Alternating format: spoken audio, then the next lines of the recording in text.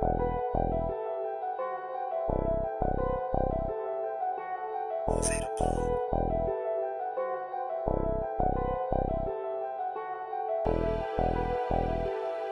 pulled over on the way to a game last week. Luckily, they appreciate the work, so they let me make it. You late. Don't do that to me. You late. Come on, man. Bossier down 7 in the first, and GlenBrook was all gas, no brakes. Quarterback was slinging that thing like Brett Favre, no remorse. Ty Feaster is his name, and he finds Kason Clemens. That's a touchdown. He was letting it fly out of the pocket. He was on the run. He was down the sideline. Then I saw a familiar face, the former Parkway coach, David Feaster. He keeps the quarterback on go. This time it's his son. Speaking of Parkway, CJ Morgan out of school and giving back to Bossier. It's a homecoming, and the young women representing. The crowd on the edge of their seats. Bossier would finally get it going, but GlenBrook already rolling.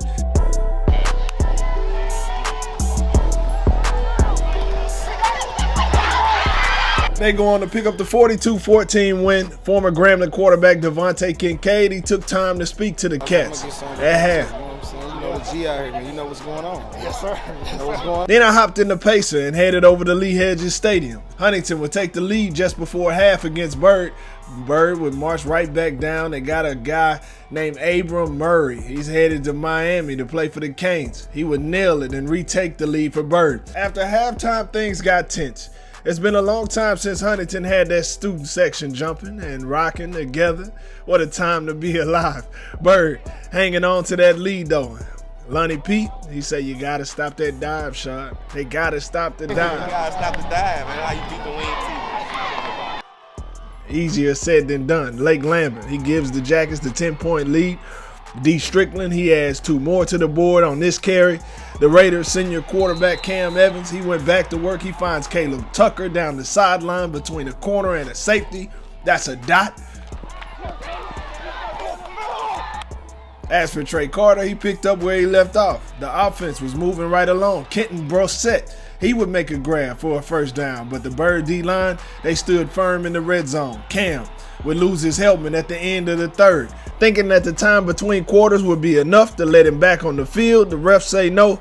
On 4th and goal, the Raiders, they had to go without him, and that's a turnover on downs. Not long after that, Lake Lambert, he finds a hole, takes it all the way to the other end. That's 6 for Byrd, the Hive buzzing.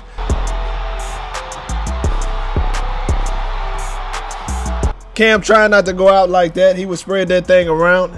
Find Trey Carter for another touchdown, but Byrd, they'd milk the clock and finish this one and pick up the dub, and they'll play Calvary tonight. So incredibly proud of these kids and how they battled. You know, I told them right there, you know, they played championship level football.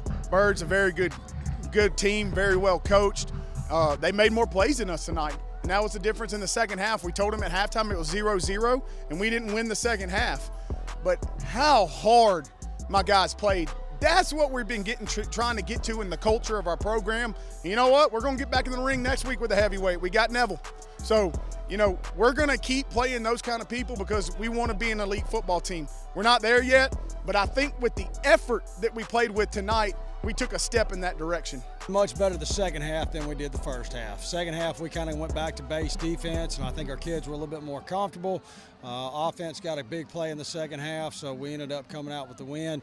But I think we can play better, and that's what I told the kids is I want us to play better next week. So, well, they're going to be a well-coached, disciplined team.